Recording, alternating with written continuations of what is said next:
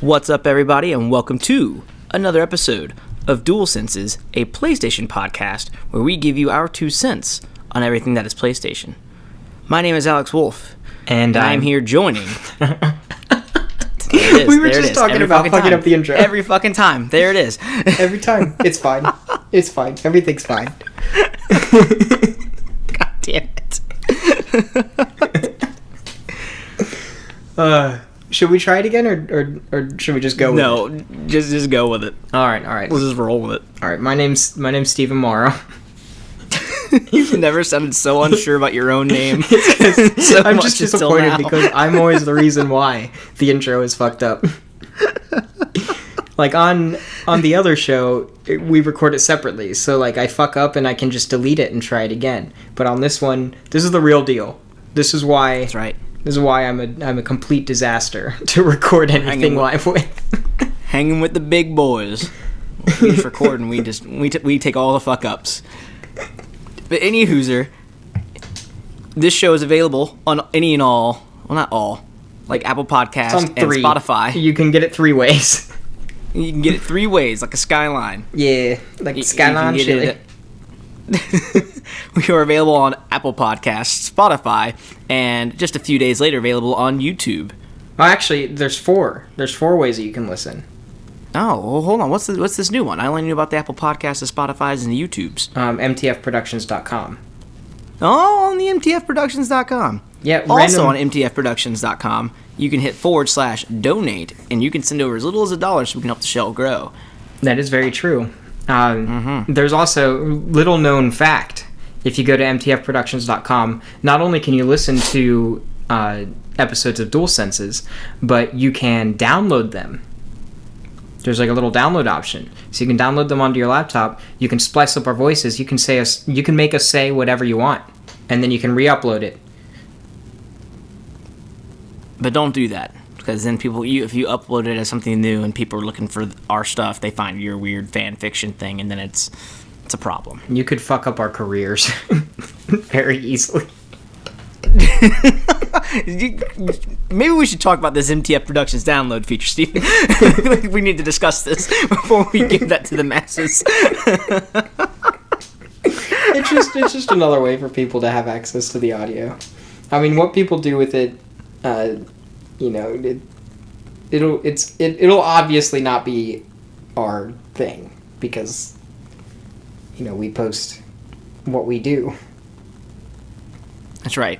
We post it officially on Apple Podcast, Spotify, and just a few days later on YouTube. By all means, if you don't want to miss an episode, hit that little bell and alert button on whatever platform you're listening to us from on. You know what I mean? So that way it notifies you when we upload a new episode. Yeah, follow on Spotify. You can subscribe on Apple Podcasts. Actually, I don't know if we mentioned this last time, but I wanted to thank the people who did rate our podcast on Apple Podcasts, because that's awesome, and that helps give us a little bit more visibility. So if you haven't done that, do that. We really appreciate it. And be sure to leave a little review. Give us some feedback. Let us know what you think. Yeah, I want to know why we suck. And I want to know why we don't suck.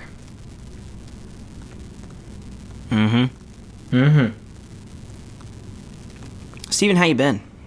I've been hanging in there. A little disappointed in the weather. Because... Are you... Because it's, like, closing everything early and you can't leave your driveway because there's nothing but ice and snow everywhere? Well, so, like, the first time you, like, blinked your eyes and then all of a sudden there was a fucking blizzard and there were, like, several inches of snow. That was cool. Like, that was fun. But, like, this time, like, yesterday we had news reports and weather reports, and they were like, oh, we're going to have, like, 11 inches of snow, and it's going to be awful. And all these people were storming Kroger and buying all of the food up and everything. And, like, the weather is basically the same as it was last time. Like, it's not hell on earth like I wanted. So I'm a little upset. I mean, you're right. It's not hell on earth quite yet. I think the big thing is, like, so in the first time it happened, right, which was like a week ago, it was just snow. It was just a ton of snow. There was no real ice. And then the snow started melting, and the temperature dropped, and it snowed a little bit again, but all that melted snow then froze over and became ice. That's what caused issues. This time is because it's like snow, freezing rain, snow, freezing rain, and then eventually at some point today, it just turned into straight ice falling from the sky. Yeah, just as one sheet, an entire sheet of ice just crashing down. Yeah, and it's just... So, hopefully you have homeowner's insurance, because you might have a claim. Yeah, it is kind of like a multi-layered cake of catastrophe. Yeah, and that's another thing, is like, so tomorrow it's not supposed to snow, but it's supposed to warm up, which means all this shit we have on the ground right now is going to melt and then freeze back over, and that's where the real fucking problem starts. Yeah, but then the trees are going to look really pretty because it'll look like they're in like a little crystal case. You know what I'm talking about? Yeah. Like yeah, I was so... Layer like, it's like they're frozen over. Yeah, it's nice. Like, perfectly. Yeah, Rachel and I were just talking about this. She's like, it hasn't snowed like this in forever. And I'm like, yeah, but I feel like the last time it was this bad was when, like, when the trees start freezing over and I look at twigs and they're encased in ice, then I know shit hits the fan. Mm-hmm. That's like that's the only time I'm worried about the weather now. Is like, when that happens, I know, like, it's crazy. If it's anything less than that, I don't give a fuck. Yeah. That's another thing too. I haven't driven in this weather. I've been staying at home today because I was anticipating it getting bad. I didn't want to have to, get stuck anywhere. Which is why we're recording this episode remotely. Yeah, I mean, so I had to drive in this last week, and granted, not this day particular, but like last week I had to drive, to and from work and whatnot, and it was fine for the most part. Like, it wasn't all that bad. Literally, I think the worst experience I had was in my own subdivision. And that's because the people that, like my neighbors, they all have kids, and their kids, like, just, I guess, to make sure they don't block their parents in their driveway or anything like that, or just because they're lazy, I don't know which, they all park in the street. So, one half of my street is paved. The other half, which just happens to be the one I back out into, is covered in snow and ice. Yeah. So, when I get home from work, and I try to pull into my driveway, it's a challenge. Yeah, that's the same issue that I ran into, because last week I had to drive and do deliveries at one of my jobs, and that was rough, because the roads, like the main roads, they were fine, but neighborhoods and driveways and, like parking lots, those were just disasters. And so having to do deliveries, that's like half of what I'm driving on. So... And that's such a huge pet peeve for me. Like, these people pay money for these parking lots and houses with driveways and everything like that. Like, and then they just park in the street. I'm like, what? What the fuck are you doing? You pay all this money for this driveway. Use it. Like, it's fine. That's true, but if their driveway is nothing but a giant hill, and then they hear on the news that there's going to be, like, a snow and ice storm, then I can understand them still just... I park on a hill. Yeah, but, like, accidents happen. I can understand them just not wanting to deal with that, just in case. What I get pissed off at is, like, people pay all this money in, like, homeowners association fees and all this stuff. Apartment complexes, you have to pay for the property and everything. Why can't they fucking plow the parking lots? Why can't they ice the sidewalks at apartment complexes or in neighborhoods? You mean salt? Yeah, salt. Jesus. Not ice. Why are you not icing my ice? I don't understand. Just sprinkle more ice on top of the ice. What the fuck do you mean? This isn't ice enough. I need all the ice. This ice needs icing. Why are there no sprinkles on my fucking car, Steven? Honestly, if I went outside and there were sprinkles in the snow... I guess depending on the color of the sprinkles, I would have varying degrees of concern going on. What color? Hold on, wait. What color of the sprinkles do they need to be for you to be concerned? Like if they're brown sprinkles, like chocolate sprinkles, I would be like, oh, okay, there's just like a lot of rabbits shitting in the... just shitting in the snow. But if it's rainbow sprinkles, like, you can't confuse rainbow sprinkles for shit. So, like... That's fair. You can't. So then I would feel comfortable... Yeah, then I would feel comfortable eating the snow. with rainbow sprinkles. But chocolate sprinkles, no. I'm not going to eat no That's dangerous. chocolate sprinkle snow. Which is a shame, because chocolate sprinkles are pretty good. So anyways, this is a PlayStation podcast where we talk about more than just shit sprinkles. I mean, not always. But Steven, what have you been playing A lately? good portion of this podcast is it can be summed up in shit sprinkles. God. Shit spritz? Just spritz of shit. Oh my god. Kill me now. It's like Inglourious Bastards. Instead of Stiglitz, it's shit spritz. Shit spritz, Durner. That's such a good moment.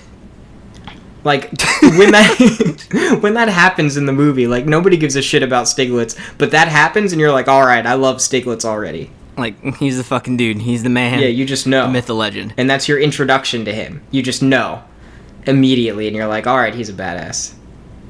Mm-hmm. Steven, what have you been playing lately? I can't remember if we talked about this last time or not, but Rachel and I finished King's Quest. Did that happen after we recorded? I feel like it happened after. I can't remember, because you guys did that. I was at work. I was gone. You guys did that so it was just you two here, so I didn't see it. So I can't remember. Yeah, you guys, I think you mentioned it a little bit, because we talked about how you were, I don't know if this is like a conversation we had together or if it was on the podcast, but you talked about how the ending of it, you were disappointed in it. Yeah, it wasn't as emotional as I thought it would be. Because it was like leading up to being some emotional thing, and then it kind of just fell flat. But also, keeping in mind, this is it's not like a super old game, but it's relatively older compared to some of the more recent point-and-click kind of narrative-driven things. But anyways, so recently finished King's Quest. It was fun. I enjoyed my time with it. But it made me realize that I still hadn't seen the movie Princess Bride. And Whoa, hold on. You haven't seen The Princess Bride? I haven't seen The Princess Bride. Really? Yeah. And, like, King's Quest very heavily references Princess Bride and has, some of the same voice actors as the movie. So, I think this was yesterday. I sat down and I watched Princess Bride for the first time because of King's Quest. So, like, Princess Bride, like, I've only watched it, I think, maybe once or twice, and it was years ago. That is my mom's absolute favorite movie. Like, I think there was a good, like, time span where they were re-releasing it in different formats. Like, one year it was DVD, the next year it was Blu-ray, then the following year it was, like, 4K or whatever, and every year I just get a new iteration of it, and it was her fucking favorite thing ever every time. Like, she'd just sit down and watch it. So, like, she loves that movie. So I'm surprised, and like, a lot of people do. It's got a pretty big following, so I'm surprised. Yeah, it's like especially it's like the type of movie it is. Classic.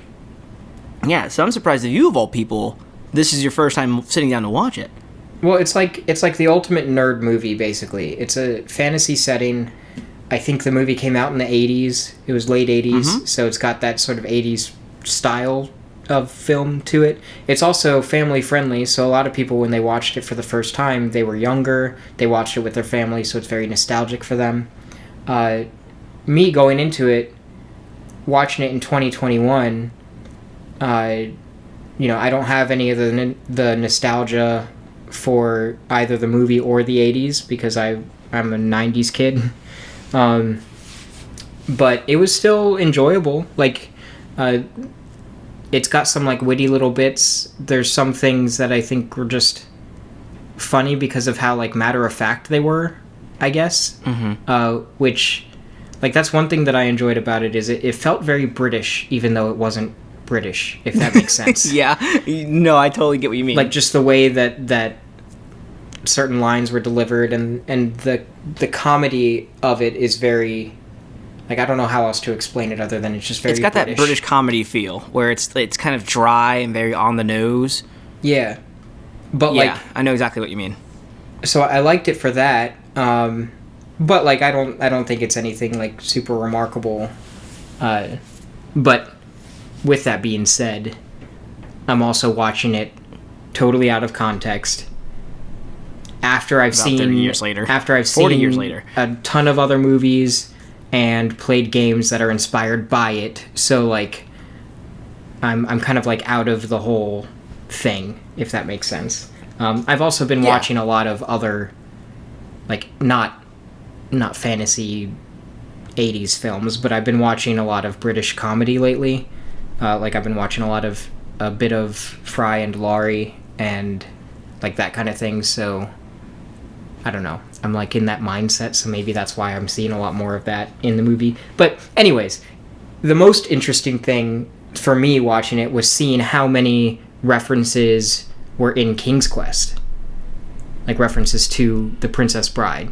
Like, Oh yeah, because you just pull them out like, oh my god, I get it now. yeah, it's almost like watching The Princess Bride. If I had watched The Princess Bride first before playing King's Quest, I could have predicted so much of what happens in King's Quest. Like, that's how much they reference the movie. It's crazy. So that was kind of interesting. But anyways, so yeah, beating King's Quest, that's old news, but watching Princess Bride, that happened just the other day. And I don't know, I just felt like that was something worth sharing because it's such a commonly referenced thing among nerdy people, I guess. I don't know. I get you. But yeah, lately I've been playing a lot of Control because it was free, and I heard that it's an easy platinum. So I've been jumping into that a lot actually lately. What are your thoughts on Control? So I picked up Control not long after it launched, originally on the PS4 and the Xbox One, and I played, I think, like the first handful of chapters just to give it a feel. I'm like, oh, okay, yeah, this is fun, but I just wasn't in the mood to really play that type of game at the time, so I ended up going towards something else and returning it. I think I picked up a used copy from GameStop at the time, but and for someone like you who's a fan of Remedy, or I'm thinking of Rare. You're a big fan of Rare, not necessarily Remedy. Yeah, I'm a fan of Rare. Yeah. I always get those two mixed up for some reason. But any hooser, I was really interested to see what you thought about this, so expound. I mean, so if you took Control and dwindled it down to a bulleted list of its components, it sounds like something that would be so far up my alley I would be pregnant. Wow. Yeah. I mean, because, like, supernatural elements, really, like, spooky, but, like, not overtly horror, but, like, kind of uneasy, dealing with, like, ideas of, like, reality bending, like, that kind of sci-fi I really enjoy. I love stuff that makes me uncomfortable and kind of changes how I view everyday things. And based on their previous work, like Alan Wake, even though I never played Alan Wake, I always thought the concept was really cool, and I love more like narrative-driven action games. So it just seemed totally up my alley. And playing the game so far, now granted, I think I'm about, I would say 3 or 4 hours in. I don't know exactly how long the game is, but I don't feel like I'm very far into the game. I'm also playing it pretty slowly. Okay. Because I'm like reading all of the things, because I'm told that that's really the only way to get the whole story. So every time I collect a collectible, I make sure that I read it, sometimes multiple times, because it can be confusing. But anyways, so far, I'm not ridiculously impressed, to be honest. Which kind of makes me sad, and that's why I keep playing it. Because I'm like, this has to get good. Because I kept hearing from so many different people, like a friend of mine who used to work at GameStop with us, when she played the game when it first came out, she was like, Steven, you need to play this game, you're going to love it. And I was like, okay, eventually I will. And then here I am. And like the internet is saying, oh, this is one of the best releases that year when it came out. Which, didn't it come out 2019? Control? Yeah. It was 2019. Okay. But anyways, a lot of people are saying, oh, this is one of the best releases this year. Game of the Year contender. A lot of people were really impressed by it. Game of the Year winner in some instances. Yeah. So, starting the game, I went in with very high expectations. And so far, I don't quite understand why people are falling in love with it, because it seems like all of the components are there, but it's like it's missing the mark across the board. Like, I'm not in love with the character performances so far. I'm not in love with the way that the world is presented. Like, it's really weird, and I feel like a lot of people like stuff that's like weird because they like, this is gonna sound, I don't know, this is gonna sound judgy, but I feel like a lot of times people like things that are kind of weird and obscure because they like to feel smart about understanding it, in the same way that I think people really like Rick and Morty. They're like, oh, it's such a smart thing, it talks about smart concepts, and you just don't get it if you don't like it. It's like that kind of thing. I feel like with Control, it's like, this is such a spooky mystery. There's so much depth to it. And so far, I'm just not getting that yet. And I feel like a lot of it is just weird because it's weird. It's giving me almost Twin Peaks vibes, where it's like, all right, let's put this in here because it's strange. And then that's about it. That's about as far as it goes. Yeah, I can see what you're saying, because when I tried it, I was very much like, the biggest reason I wanted to play it was because everyone else was talking about it, and it was such a, it was a game no one expected to be as hyped or as acclaimed as it was, I don't think. So when it came out and it took the world by storm, it was like, oh, okay, well, let's give it a shot. Let's see what it's about. And I was like, okay, this is fine. This isn't the greatest thing, I don't think. Like, it's fun, but I don't see what this game has done that's really blown people's minds away. And then when it comes, what you're saying about like how people like weird things because they feel like if they talk about a weird thing, it makes them feel smart or something. I totally get what you mean, especially when you compare it to Rick and Morty. Because like, as I enjoy Rick and Morty, I think it's funny.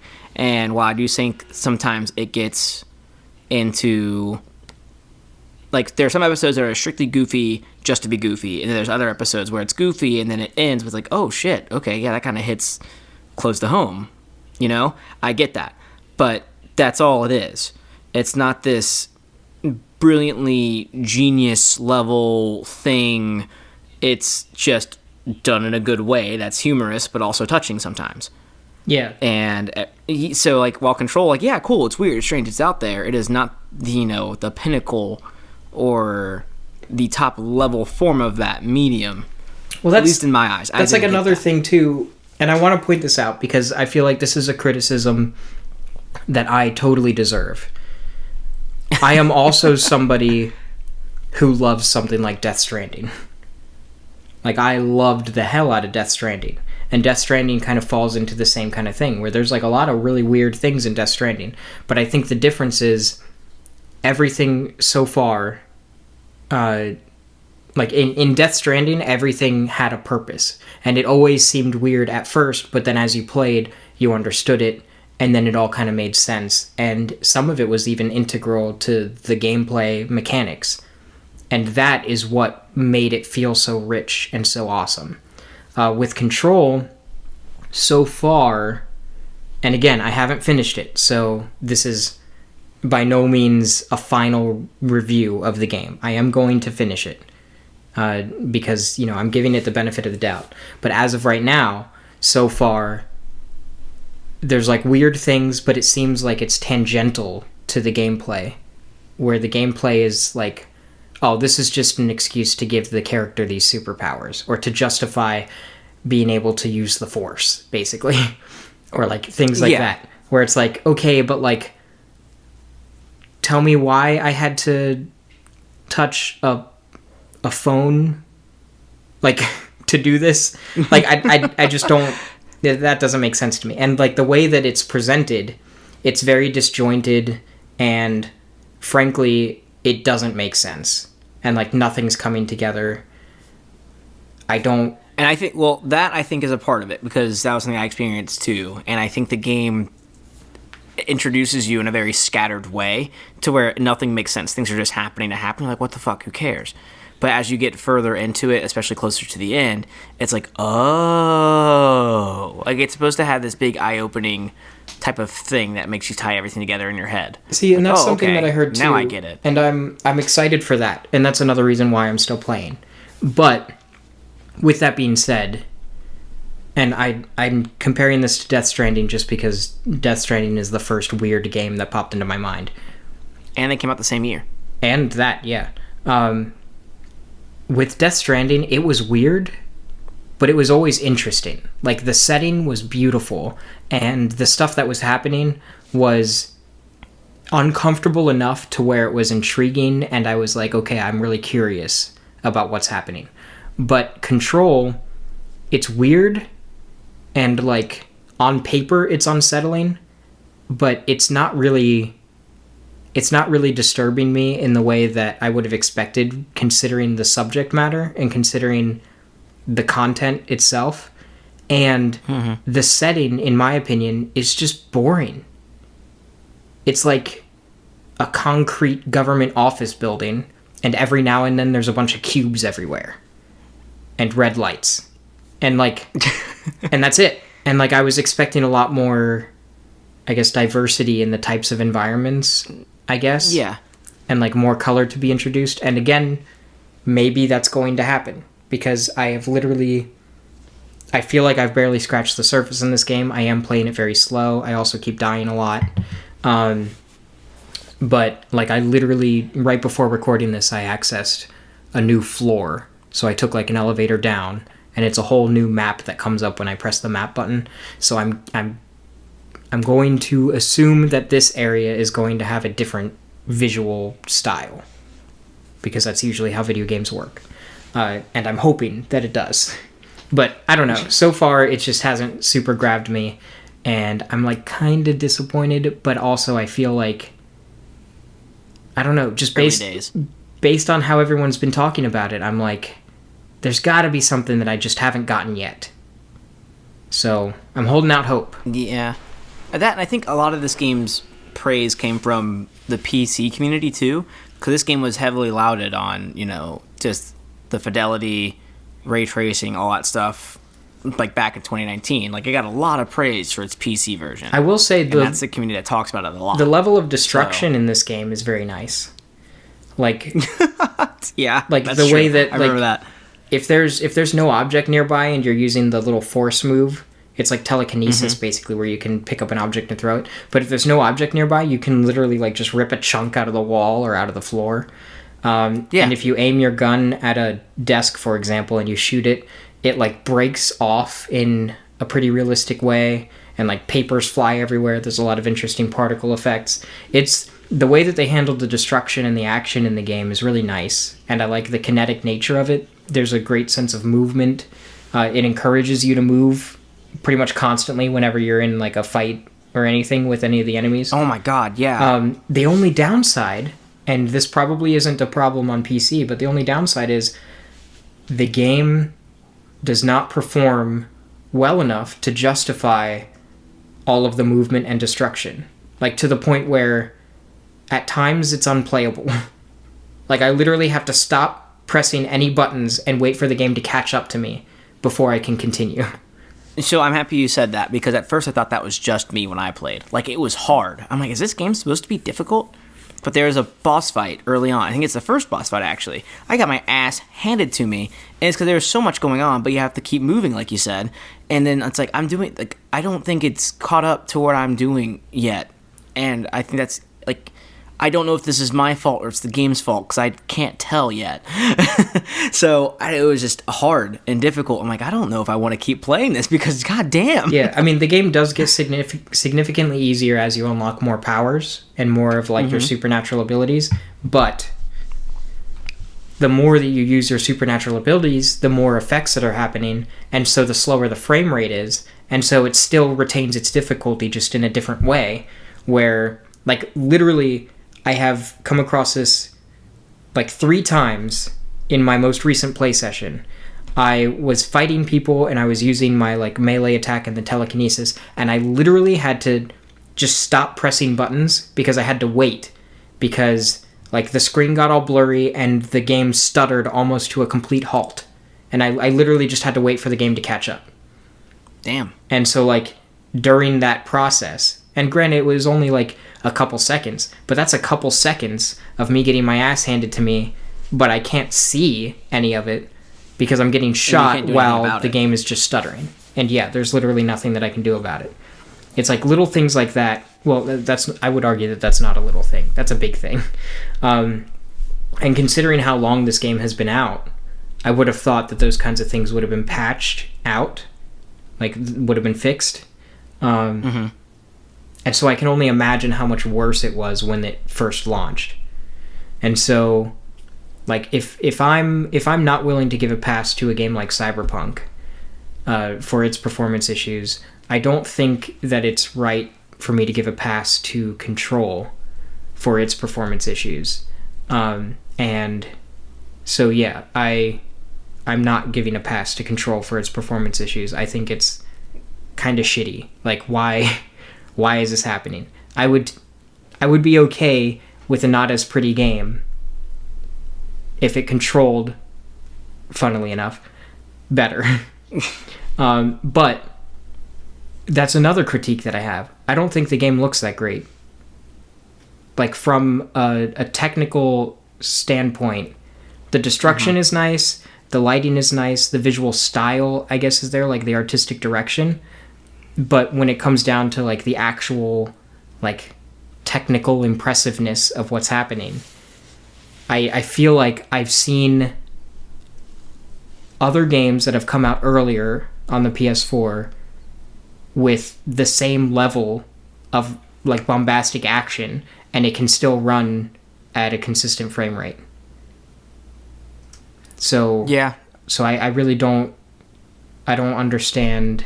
Like, I get it, making games is hard, and making games where lots of stuff happens, that's difficult, and I understand that that's, like, a whole thing. But also, like,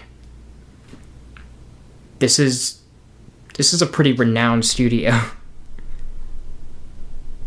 Yeah, I mean, I don't think Control, the level of success it had, I don't think anyone was expecting.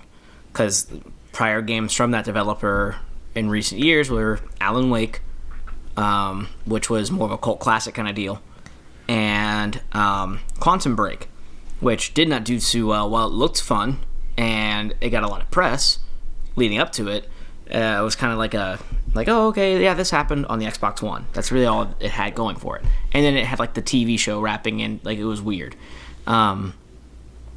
So, yeah, I agree with you wholeheartedly, where I'm like, I don't know how Control got to where it is, and I don't think Remedy, like, I feel like if you would ask Remedy back when this happened and all this press and all this praise was coming to it, I think even they were probably caught off guard, like, oh, okay. Like, I mean, from what I've read, like, it is kind of like a not as high budget game.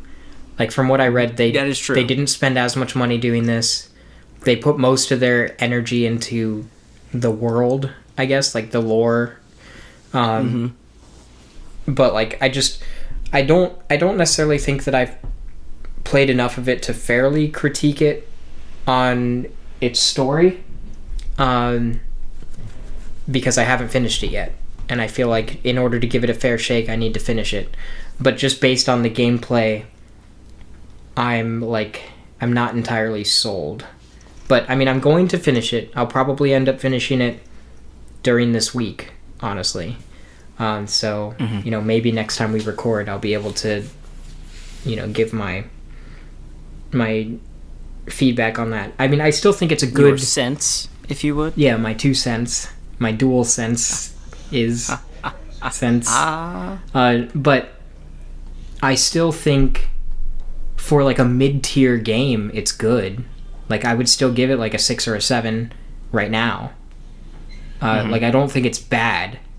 It's just going into this with the level of praise that people have been giving it. I had my expectations pretty high. Because when somebody says, oh, this is game of the year, I put my expectations pretty high. Yeah, that's fair. Because, game of the year, I'm like, okay, this is going to be reflective of where the industry is and where it's going. That's how I kind of interpret game of the year. And I don't know if I would put Control on that level, but also I haven't finished it yet. Maybe all of the rest of the game is going to blow my mind. But I don't know. Sorry, that was a bit of a long rant, but I feel like there's a lot to discuss when it comes to Control. Well, Steven, here's the thing. Old game is old. All right? Control came out now almost 2 years ago. And we got some news, which means new things to talk about. News. That's why they call it news. Exactly. That's why they call it the news, because it's new. Or that's why they say things are new, because it's in the news. Yeah, I still think It's like a Control chicken and is the egg. relevant, though, because it was free with PlayStation Plus. So there's that. Oh, well, I'm not saying it's not relevant. I'm just saying there's new, Yeah, but there are more important things. That's right. Like, mother flippin' Ratchet and Clank Rift Apart gets a release date, Steven. It's happened. And it's the month of my birthday. That is true. That is your birthday month. Ladies and gentlemen, the source comes from the PlayStation blog. Ratchet and Clank gets a release date.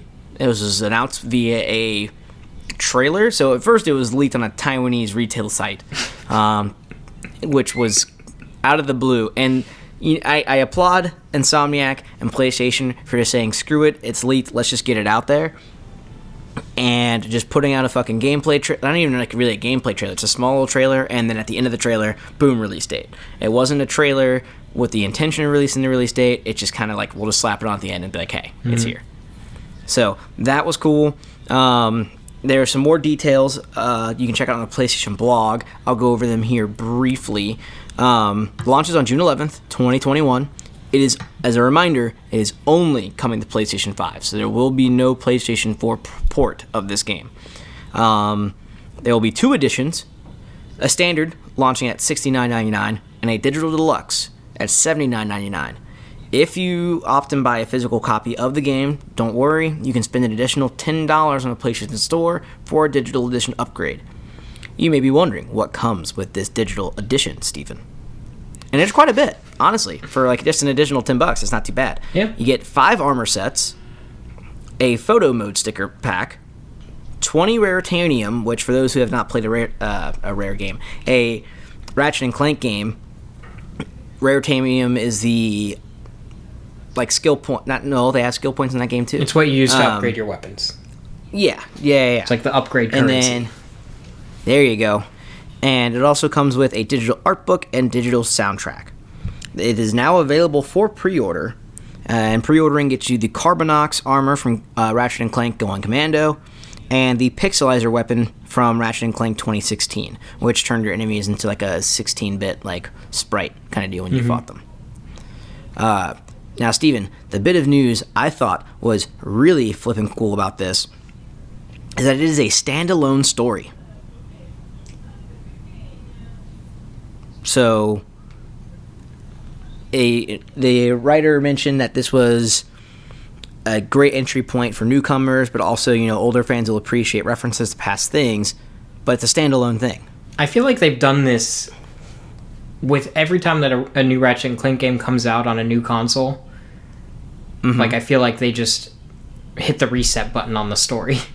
Like, Ratchet and Clank on PS2, that had its own tone and its own, like, sort of style, and then Ratchet and Clank came out on PS3 and they're like, all right, forget all that, like to the point where even like major plot points from the PS2 games are just completely ignored.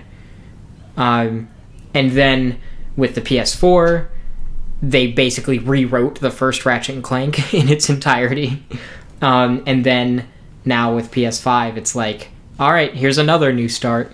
It's like, how many times are you going to do a fresh start for the series? So that's true, but I think it's a good idea though. I think it's totally fine because with each console generation you had your own like trilogy per se, right? Because with the PS2 you had Ratchet and Clank, Up Your Arsenal, Deadlocked, and Going Commando. Not necessarily in that order, I don't think, but 4 games, right? Mm-hmm. And then you have the PS3. And these games are typically aimed at a younger audience, right? Like, it's cartoonish humor, it's simplistic gameplay, but at the same time, it's done with quality development. So that way, older fans and longtime fans can enjoy the game. But then you go to the PS3, like, all right, we want to take advantage of the new stuff. You had Ratchet and our Clank, fans are Tools of Destruction. It was the Future trilogy. It was the Future trilogy. With Crack in Time and Into the Nexus. Mm-hmm. So you bring that up, but at the same time, you're like, well, I've got a, we have a new generation of players now. It's a new generation of console. So how do we do this? All right, cool. We'll nod to past games, right? Like, we'll reference the characters' histories and go from there. But at the same time, this is its own thing. So now that generation of players can play. And then now on the PS4, it was a little light because they just had the one game that released, which was a remake of the original, and it tied into the movie that was also released with it. But again, even then, that game still set the bar for some, especially at the time when it was right after the PlayStation 4 Pro launched. So a lot of people held that as, if you want to play a game on the Pro, you got to play Ratchet and Clank. So, and then doing that, bringing on a new generation of gamers. Now, 5 years later, right, it's a new generation. So that way you don't alienate people, like new fans. You kind of just you hit refresh. Like, again, you don't ignore what happened in the past, but you very much don't have to acknowledge it in a huge way. And it gives them the opportunity to keep Ratchet and Clank fresh, right, for old fans and new fans alike. And then if they want to make sequels based off of this and start like their own new trilogy, it gives them that opportunity, so that way it doesn't get stale. I always felt like you're stuck with like 20 installments, and then no one gives a shit. I just always felt like all of the Ratchet and Clanks have felt like standalone stories. Like, yeah, they have, like, especially with the Future series, they kind of lead into each other, but I can play those independently of one another and not feel completely lost.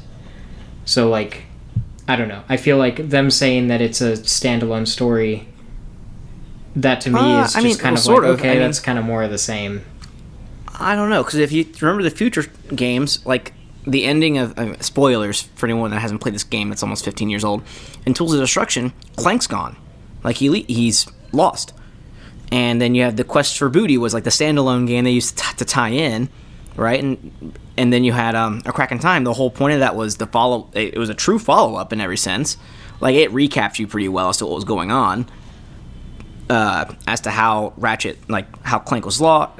Clank was lost, and how Ratchet's on his way to find him, and things of that nature. I totally forgot. But also that Clank exploring. Was lost. Yeah, like, that was the whole point of that game. And then Into the Nexus was more of a standalone thing because it didn't necessarily have to play too much off of A Crack in Time or Future Tools of Destruction. So, yeah, I like this. I think this is, outside of 2016, this is probably the first real fresh start the franchise has had. Where, I mean, sure, they've had the smaller titles like All for One and where there was like a different style of gameplay, but it was just kind of there and like an offshoot thing. This is probably the first one where it's like, we're just not gonna, we're not building off of any past titles or any ending stories, because they were all pretty conclusive by the end of it. We're just gonna make a thing, and who knows, it could be a spark of a new trilogy for Ratchet and Clank, which would be cool. I wouldn't be mad at that. Well, as of right now, Ratchet and Clank is my most anticipated PS5 game. Like, same here. Honestly, because the gameplay that we saw, I thought looked phenomenal. They were doing things that we genuinely have not seen in a video game before, on like the technical level that we were seeing it in. During gameplay, like that, it was all of the like the dimensional rift pulling and shit like that. That's fucking cool. Yeah, it'll be, I think, in a lot of people's minds, will be the first test of the PlayStation 5 and its new capabilities. Yeah, and that's why the first real exclusive that does it. That's why I think there are two things that stand out to me from this announcement, other than the release date. First of all, they reiterated in the blog post, I think it was like one of the first sentences in the paragraph following the video. They said, just a reminder, this is going to be a PlayStation 5 exclusive, but then they said this is going to be a sort of like flagship next gen experience or something along those lines. They like specifically mentioned that, and I'm like, okay, this is what I wanted from a first party developer. Because we again haven't really seen that yet. So yeah, I think you're right in that this is going to be the first next gen thing that we're going to see that's going to actually show us what next gen is capable of on a base level. So that's exciting, but also probably not as exciting for most people. But a thing that stands out to me, the fact that the Digital Deluxe comes with a photo mode sticker pack. I know that sounds dumb, but that says to me that they probably have a pretty in-depth photo mode. And for a game that is going to be sort of like the flagship demonstration of what next gen is on PS5, it has confirmed ray tracing and like advanced particle effects and lighting effects. This game is going to be gorgeous. The fact that they're putting a lot of attention into a photo mode that at least allows you to, put stickers and decals on your photos, but I'm assuming is going to have a pretty wide range of photo mode options just based on this. Just based on the fact that they're including stickers for a photo mode. That excites me. Because it means that PlayStation first-party titles have, at least in this past generation, have had increasingly impressive photo modes with a lot of shit going on where you can, go in and tweak a lot of things and customize them. Ghost of Tsushima had entire articles written about the photo mode alone. I'm excited to see that trend continue with Ratchet & Clank, and I'm excited to see the types of things that people share, whether they're still photos or if it maybe even goes the route of Ghost of Tsushima where it allows you to share short video clips that you can edit in-game. That kind of thing is exciting, just on like a content creation level, but also in terms of, like, I feel like this is going to be weird, but on PS4 when they added the share button to the controller, that made me a little excited, not necessarily because of the content creation, but having a share button on the controller says to developers who are developing games that are going to be played with that controller that they need to make share-worthy experiences. It's like a subconscious thing. It's like in the back of people's mind when they're making things. And photo mode is something that came about because of that. Because they're like, okay, we want to make things that people want to share, so now we want to give them the tools to share that. And that's why now the create button on the PS5 controller, like, that's another thing. And I don't know, it's just something that, like, the philosophy behind it excites me, and just the fact that they have a stupid sticker pack for photo mode says to me that this is probably going to be another in-depth photo mode, and that's just exciting to me.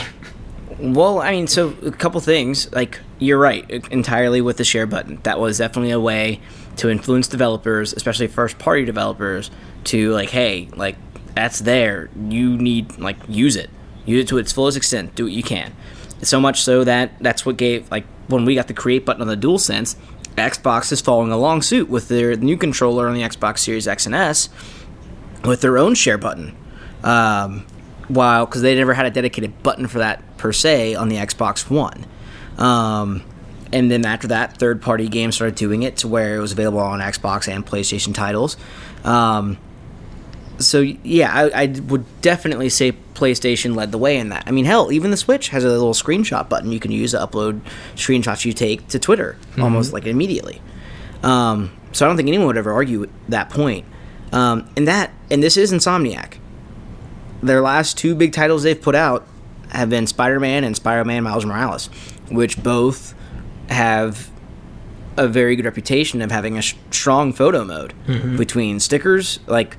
I mean, hell, I think they just released a sticker pack for iOS, actually, for Miles Morales to use in, like, text messages. Is it free? I would imagine so. I think, maybe. But, so that's the thing. So, Insomniac, as a developer, even before they were first party, that was something they were very focused on. And has been a huge thing. So, with the success that they've had with Spider-Man photos being uploaded and shared with them, it is a no-brainer for them to do so with their flagship franchise in Ratchet and Clank. And the Spider-Man stickers cost $2. No, damn. Not gonna do it. The Loco Roco stickers are free. The Parappa stickers are free. License, man. Fucking nickel and diming us for Spider-Man stickers. I mean, Spider-Man's, the most monetized, like, the most I know he's a big money deal, but earning he's not as big of a superhero. deal as Loco Roco. And he never will Jesus be. Christ. Mark my words. Never. Not a day. Did you watch, there was also, this is unrelated to Rift Apart, per se, but it is Ratchet and Clank. There was a digital short, and by short, I mean like half an hour, Jeez. video that was released, just out of the blue. It's not tied into the Ratchet and Clank game, it just was a thing they released. So you can check that out online. It's free to stream. Honestly, So, seeing it on this list that you so generously compiled was my first time hearing about this animated short. it was out of, no one really, there was no real drop. It wasn't announced on the PlayStation blog. Which is weird. I found it, I saw it on a Reddit post. I'm like, what? And I watched it, like, okay. And then as I was scrolling for news to get everything compiled for today, I saw it was listed on IGN. I'm like, what the fuck? Why didn't no one talk about this? Why wouldn't they? That is really weird. Like, why would they? They obviously spent time and resources and energy making this 30-minute mini movie, basically. Yeah. And, like, why wouldn't they just put the release date at the end of that? Draw attention to the short film instead of do a separate thing that totally just takes all attention away from the thing that they spent all this time and energy on. And then what the fuck is the point of the short film? Like, is it leading into they're gonna be a cartoon? Is there gonna be another movie? What's happening? Why is this here? Is there a Netflix original series? That'd be If there was interesting. ever a place it'd be. I watched the beginning of the Dragon's Dogma anime thing, by the way. Yeah? Just a random thing. Because I've been hitting the random button, or the shuffle button, on Netflix, which I love. And so it's been just, like, showing me things that I haven't watched yet. And the Dragon's Dogma anime thing was fine. It follows a lot of the same tropes of anime, where it's like, oh, we're going to introduce a nice little family with kids, and then we're going to slowly kill them all. And that's how we're going to have the first episode. So, Yep. like, that's literally every anime that I've watched for the first time the past month. The first episode is, here's a family, here's at least one child, and now you're going to watch them die. I guess that's just what anime is. Maybe that's why the suicide rates are so high in Japan. Actually, this is so dumb. I was watching Boruto with Andreas, and, like, in the new episode, like, something really intense happens, and Andreas was, like, gasping, and it's kind of sad. And then the episode ends, and Andreas just looks at me, and he's like, this is why the suicide rate is so high in Japan. And I was like, because of Boruto? And he was like, yes. I mean, the Naruto franchise is like one of the highest grossing anime out there, so I wouldn't be surprised if it's pretty influential. Honestly, to I people. think it's just because the anime is depressing. Like, it's just... There's some. There's some that's very heartfelt. Yeah, but I mean, I don't know. I've been hitting that random button on Netflix, and it keeps showing me really depressing anime. I mean, the really popular ones and really good ones lately have started off pretty depressing. I don't like it. Well, you know what, Steven? You know what some people might like? $5 Crash voucher Bandicoot for the 4. PlayStation Gear Store. Yeah, that's true. If you purchase an early copy of Ratchet & Clank, you get a $5 voucher for the PlayStation Gear Store. Whatever. No. Crash Bandicoot 4, It's About Time, is coming to PlayStation 5. This also comes from the PlayStation blog. This is launching on March 12th, 2021. Upgrades, this will include supports 3D audio. It'll run at 4K with 60 frames per second. Adaptive trigger support. It'll launch at $59.99. And free upgrade for PS4 owners. So if you own the copy on the PS4 or you bought it with the numerous sales that happened over the holidays, not to worry, you will get a free copy of the PS5 upgrade when it launches. So, And when you inevitably get a PS5. free upgrade. That's the best news out of all of this. Personally. Oh, fuck yeah. Especially. Yeah, like, that's cool.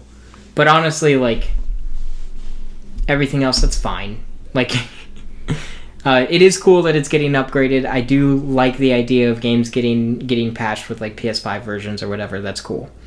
Especially when they're like later launch. Like this game just launched this last, I think October last year. Yeah. So not even a month before the PlayStation 5 actually launched. So, and I think I really wish they would just say like, oh hey, this game like you'll get, especially at a time where the PS5 was widely known to be coming. Like you might as well tell people just to encourage them to buy it now. It's like you'll get the free PS5 upgrade when the PS5 launches, or in the future. Okay, cool. Yeah, I think people just don't want to. They don't want to like guarantee anything because video game development is weird and sometimes things take forever and sometimes things change. And so in the same vein as like I don't want developers giving a release date until they're 100% certain that they can hit it. I don't want developers saying, "Oh, you're going to get the PS5 version for free when we do it." And then have development take years longer than it needs to, and then they release it and they're like, "Oh, sorry, we have to charge you again." Like, I don't want them to do that. I mean, true. That's what they did with the PS4. The PS4 had that weird, like, do you remember that where you could buy? Yeah, and then it's like $10 to get the upgrade. Yeah, and like If developers know, I would love for them to be able to announce that and be like, yeah, we're currently working on a PS5 upgrade. When it's available, you're going to get it for free. So don't worry, you can buy the current gen. That's cool. Oh, yeah. But I would not advise anyone announce it prematurely. Like, say it like when you're confident in it, not like, oh, yeah, just to attract buyers. Don't do that. Yeah, but I don't know if they knew when they were developing this new Crash game, It's About Time. I don't know if they knew that they were going to do a PS5 upgrade in mid-development. I mean, I can understand them not doing it. I don't think anyone looks at Crash Bandicoot as being something that needs to be in 4K with 60 frames or have adaptive trigger support. But yeah. So there's that. But last bit of news, Steven. Sony's been hit with a lawsuit. Not again. This has come from IGN, and I didn't get a whole lot of information on this because I figured it'd be something we more talk about, per se. The DualSense controller has a not Joy-Con, but a joystick issue with drift. Classic situation in a controller, the analog stick drifts, and the controller navigates whoever you're playing as, the camera, whatever, in some weird, funky way without your control. There's been a class action lawsuit filed against them by, I believe, a New York attorney office, saying that PlayStation knew about it, and they're not really providing a whole lot of support on it, nor have they given a lot of options for consumers to really follow. You can find it all on IGN. So, Steven, as someone who's experienced this, I don't know. So, my experience with it, I only had it happen while I was playing Ghost of Tsushima, and while it was very much not a mild drift, like, Jin very much started looking towards the sky immediately when this happened. It wasn't like a floating thing. It just happened. I'm like, oh, shit, okay. And I thought it was just that game specifically, because that's all I was playing at the time, so therefore it was the only time I ran into it. And when I restarted the PlayStation, it was just fine. I just chalked it up to, launch console, it happens, whatever. The controller gets freaking firmware updates. And it's not like my analog stick per se was loose or anything. Like, it handled just like it did normally physically. Mm-hmm. So hearing there's a class action lawsuit, I don't know how far this will get. Because, again, if you restart your console, at least in my experience, you're fine. And if it's, a software thing, then updating the controller might fix it. Yeah, first of all, I just want to say, like, why does it seem like every time that any new console launches, there's an issue with the controllers, and there's a lawsuit eventually? Like, this happened with the Switch, this happened with the PS4. Like, I feel like every time there's something wrong with the controller. Yeah, and that blows my mind, especially with fucking drift. I mean, like, I get it, it's frustrating, especially when there's no resources for you to do anything, and then you have to fight with the warranties and all that stuff. It's not really just like, oh, it's under warranty? Okay, yeah, sure, we'll replace it. You have to, like, argue. But drift in controllers has been around since, like, the dawn of console gaming. Well, no, I don't. Especially since analog sticks. Like, it's a natural thing. I mean, granted, it shouldn't happen so early on in your purchase of the controller. I don't want to excuse drift happening. I think that Yeah. we should have these problems fixed. But that's my complaint, is like, why the fuck do we always have a problem every time that a new system launches? Like, why wouldn't they, like, be aware? Like, don't these things have to be... I mean, don't they have to be extensively tested before they go out? Like, you'd think that they would be aware of these things ahead of time. That's true. I think it's just hard to... Some things you gotta wait until it's in the hands of the masses, you know? I mean, that's shitty, and it sucks.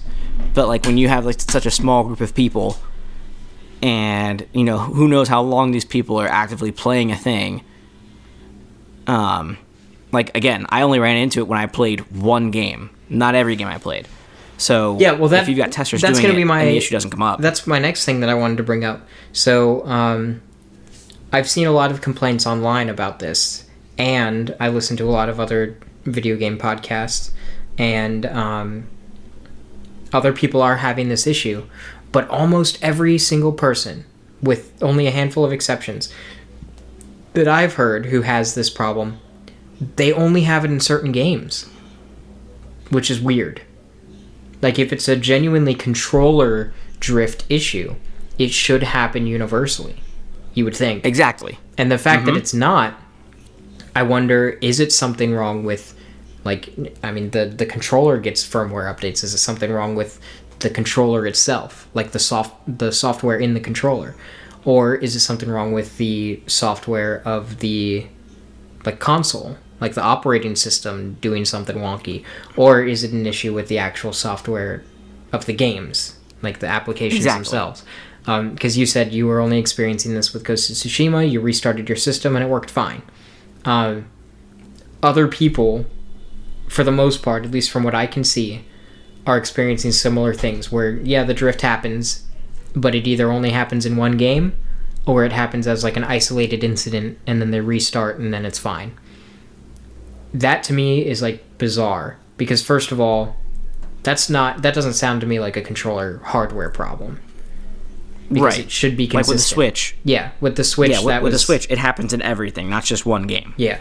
But also, if it is something that's innately wrong with the software of the controller, or the software of the system itself, or a specific game, why isn't it fixed? Like, that should be something that you just throw out in an update and it's fine. Especially if it's escalated to the point of a class action lawsuit. Like, Jesus Christ. Just fix it. Well, I mean, with a class action lawsuit, especially, like, it just takes one person with enough money to hire a team of lawyers to say, hey, we're just going to sue them. So, I mean, it's not like it has to escalate to that point. That's fair, yeah. But still, it's just, like, it's just weird to me. Like, I don't understand why this is an issue, and why this seems to be a pretty consistent issue throughout the entire game industry, where this happens. It's bizarre to me. And I understand mistakes happen. I understand making things is complicated. You can't always, take into consideration every little thing that happens or is going to happen. That's fine. But I don't know. I just feel like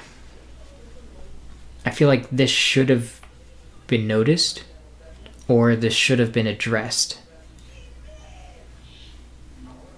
like, before it got to the point where the internet is now talking about it. There's a class action lawsuit, and, like, I've heard it on multiple episodes of things. Like, can't you just fix it? I don't know. Maybe I'm a little too hard on companies, but I feel like this episode I've just been kind of, like, aggressive towards PlayStation and towards Remedy, and I mean, it's hard to say, like, with game development, system creation, and things of that matter, it's hard to say. Like, issues happen, you're right. It's just a matter of, I'm sure there's a priority list, right? Where it's like, hey, we have this list of issues. What do we tackle first? And like you've got console explodes, controller occasionally drifts, and you just need to reset your console to fix it. Like, what do you do first? You know, Definitely the controller drift. Yeah, you're right. Fuck it, let the console blow up. Yeah. At least the controller works. More people would complain about the controller than the splitting that's a feature, honestly. Put that on the back of the box. That's where I think a lot of this happens, especially nowadays in the age of information, right? Where people can get shit so quickly now, and influence things so fast because of the information they have. Like, I guarantee you, probably one of the reasons we didn't see, I guarantee something like this probably happened with PS2s. PS2s, PS1, especially with controllers, it probably happened, right? And everyone just chalked it up to, oh, okay, it's just a thing. Like, I just gotta fix it, the controller's broken. No big deal.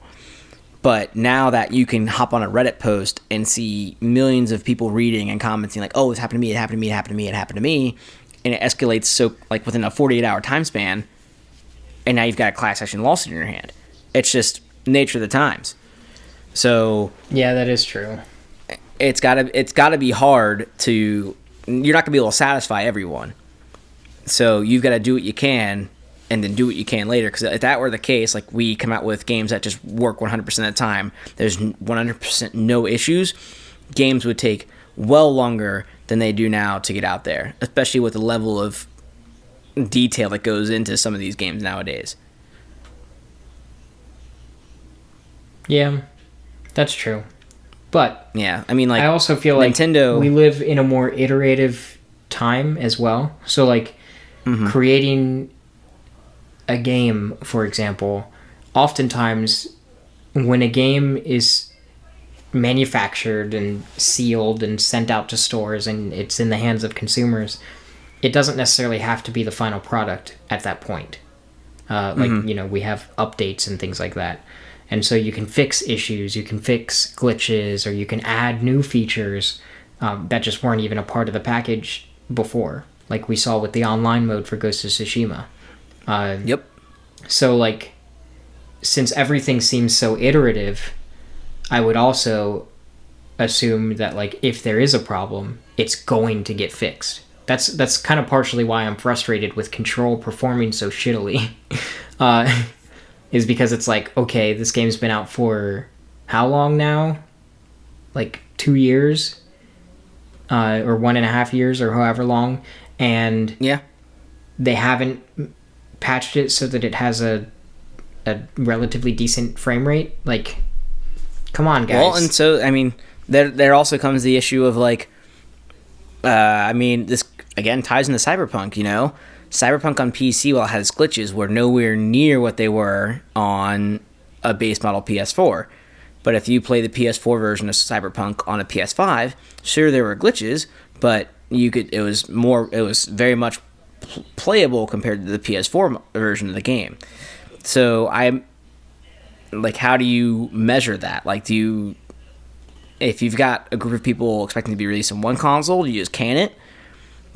Do you get the version out that you can and then delay it? Or do you release it all at once and say, hey, we'll fix it when we can? I mean, Cyberpunk, granted, different. There was definitely a lot more behind that than there is the situation of Control. But Control, again, like, is praised for its performance, technically, on PC. I'm curious to try it on PS5 because I played it on a PS4 Pro and I had my issues, to say the least. Now, I don't think they're as extensive as what you're saying. Like, sure, the game, I couldn't keep up with it at some points, but it's not like the game would crash or break. It would just have a hard time keeping up. Yeah, I mean, my game hasn't crashed yet. I just always felt like it was on the brink of crashing any moment. Right, like at any moment this could shut down. So it's hard to say, especially when you're keeping up with different models of different consoles. You know, you're like, oh, yeah, we're developing for PS4. Okay, which PS4? Because you've got one model that can handle 2.4 gigahertz of internet, the other one can take 5, and then you've got one that can go up to 4K and upscale it. You've got one model that can't go 4K but still can do HDR, and it's, you know, so you've got to very much be careful with that, because you fuck up one thing on one of them, you're told, like, oh, this game is trash, just any other, or it's not working, it's broken. But then Joe Schmo down the street playing on a higher end console, oh, it works fine for me. I mean, if you're going to release something on a console, it should work for all versions of that console. Like, true, it should be optimized for the base level of whatever thing you're releasing it on. Now, PC, I guess, is different because, you can literally put the specs that are required to run the game, and then you basically set the base level for whatever game you're releasing on PC, and then that's just like, it's written out for you when you buy the game. They're like, okay, you need at least this to run the game optimally.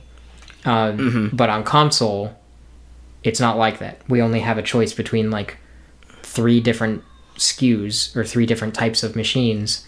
So you already have the base level that you should be developing for.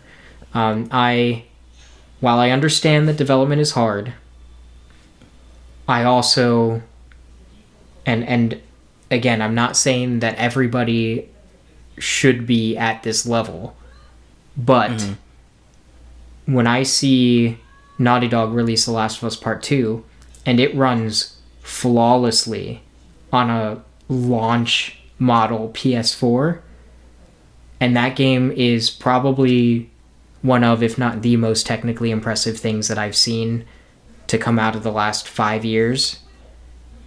If I can see that with a consistent frame rate that only drops on a base model PS4, it only drops when you go into the water, and it drops like 1 frame. That, compared to Control, which is nowhere near the same level of detail as The Last of Us Part 2, and it's like on the brink of crashing, it seems. Like, then I'm kind of like, well, okay, this is obviously, it's an optimization issue, and it's something that they just didn't prioritize. And that's bothersome to me. And this is coming from somebody who I don't necessarily care about visual fidelity or performance in a game. Like, I just want it to be consistent. I don't care if something is 60 frames or 120 frames. Like, I'm okay with 30 frames. And I don't need 4K. I don't need HDR. I just want the game to be consistent, because I mean that I feel like that's just what should be expected, what you pay for of a game. Yeah. Yeah. But I don't know. I just somebody at Remedy just, I guess, made the executive decision to just not prioritize frame rate, and I don't know, not to prioritize performance, or not prioritize that SKU. Like, you know what I mean? From what I hear, sure, like literally every console version of Control, or at least like, not next gen console, the performance is pretty bad, from what I've heard. I'm curious. I want to look into that myself, because I mean, the game, again, it got to where it did critically within just a few months of being available that year. So when the majority of the market is console owners playing, and critiques are getting that level, I'm curious to see like how many issues were there on console that'll still allow that game to get to the praise it got. You know what I mean? I feel like it might be one of those things where it's like, I think people were so enraptured by the story or the content or the atmosphere that they might have just kind of been okay with the performance issues, because pretty much every review that I read for Control, and pretty much every person who shared their thoughts on it, they all mentioned the performance issues. Like, every single one of them. And some of them being pretty harsh. But it's still reviewed relatively well. And it's like one of those things where it it's scored like, pretty damn high. It's kind of like, a Telltale game. Like The Walking Dead. That was a technical disaster. But the story was so good that people still loved the game. Like, I would even say the same thing about Life is Strange, especially Life is Strange Season 1. Like, that game, the art style is nice, but like the visual presentation of the game sometimes was pretty rough around the edges. And it had its own like technical hiccups and stuff too.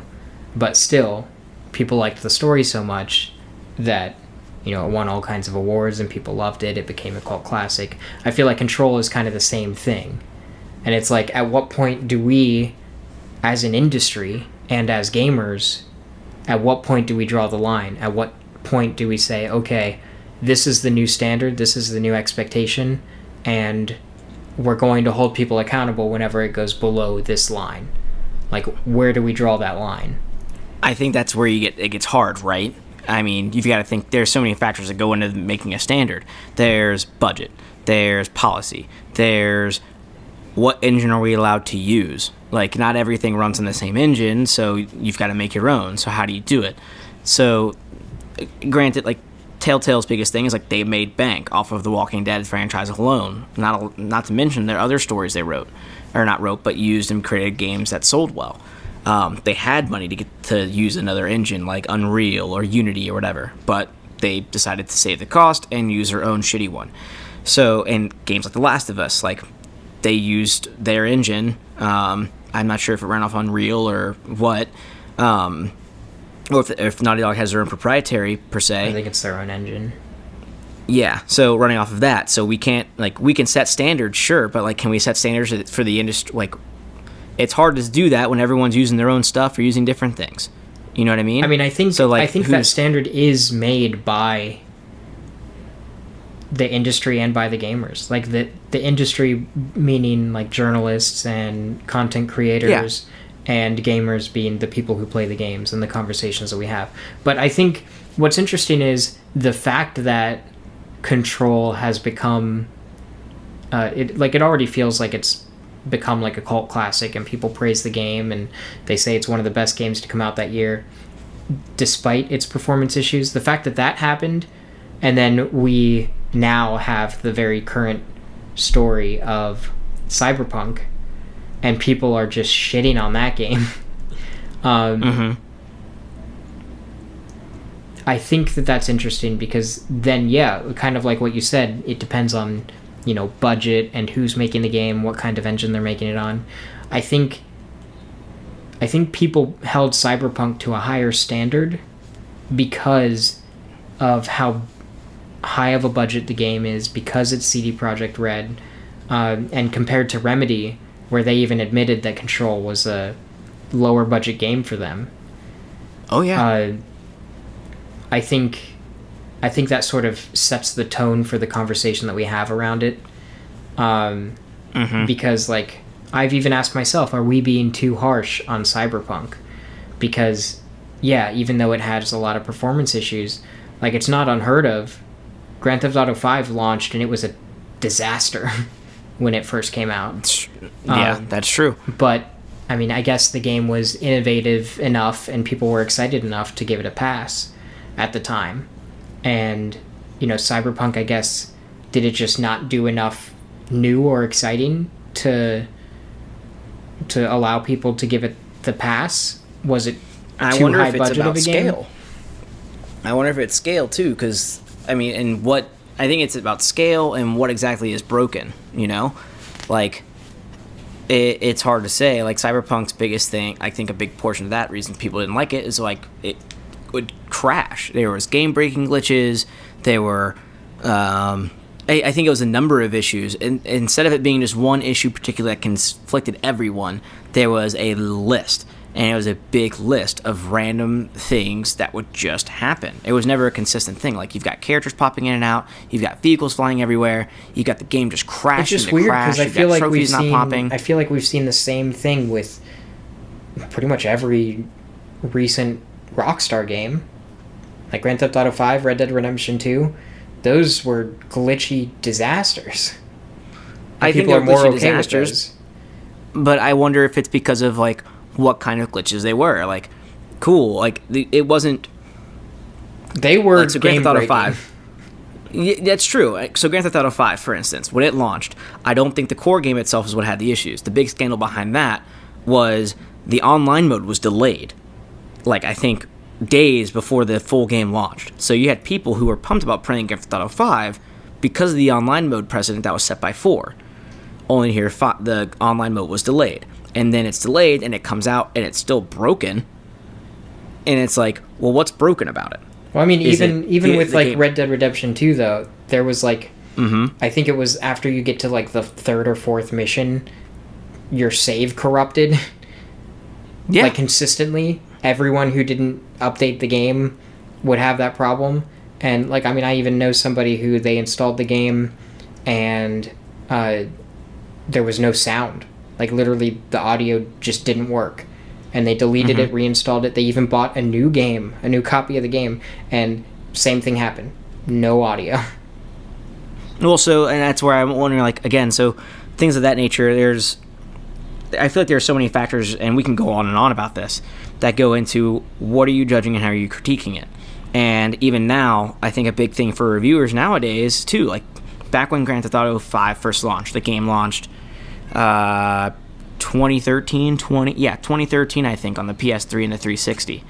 At that time, you had reviewers, they aren't putting out articles or reviews about how the game, like, oh, hey, we're gonna, grain of salt, like, we'll review this game in a year because it's gonna receive patches and updates because of the service portion of it. It was a final score. So I think reviewers then were also factoring that in, like, oh, well, you know, sure, this game's gonna have its issues now, but give it a month, patches will be there, so we'll just give it the score we think it's gonna have, like, based off of knowing that's gonna be a thing. Here you go. Whereas Cyberpunk, now the precedent is, oh no, we can update our reviews. We can go back. So I can totally say right now, this game is ass. It doesn't work. It's not functional. We'll come back to it in a few months and see what happens if there's anything different. And that's what we're seeing. Places like IGN are releasing new performance reviews of almost every damn patch that comes out for Cyberpunk. I just don't remember seeing journalists jump on Red Dead Redemption 2 like they did Cyberpunk. And that's true. And I think it was we are not that far removed. No, that's true, and you're right. And I think, again, the big thing for Cyberpunk was, I think the biggest thing that hit fans for Cyberpunk was how it was hidden, right? With Red Dead, people got to play the console versions. They also got to play the PC That is version. true, yeah. You saw what you got. With Cyberpunk, the conversation at first wasn't that it didn't work. It was that it didn't work, and they fucking knew about it and still sold it. Yeah, and they only showed And PC they hid it. versions. Yeah, Exactly. That's true. That's where the difference lies. It's the transparency piece. So now everyone's watching Cyberpunk because when we weren't watching it, we're like, oh yeah, we trust them. We got this. We got this. We got dog shit in a plastic case. Dog shit in a plastic So. case. It's a high school band. Don't worry about it. What? Is it really? I mean, I'm pretty sure if one of us Googled it, it would turn up something. Dog shit in a plastic case. Bum, bum, bum, bum. Dog shit in a plastic case. They really like bass lines.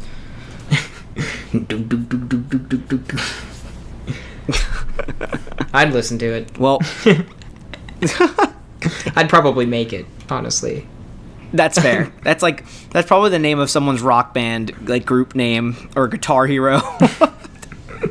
Just to see if they could get away with it. Like, oh man, Mom, they let me do it. I put shit in my band name and they were okay with it. It's crazy. Do you remember what I called my band in Rock Band? No, I forgot you owned Rock Band. Yeah. Rock Band and Rock Band Unplugged. Always the same name for the band. I don't know. It was Touching Llama. Oh God, yeah, You yeah. remember Touching Llama? I remember Touching Llama. Some good shit. I don't know about that, but Well, it was something. any hooser, ladies and gentlemen, this has been another episode of Dual Senses, a PlayStation podcast. Remember to like, comment, rate, and subscribe to our show. Let us know what you think.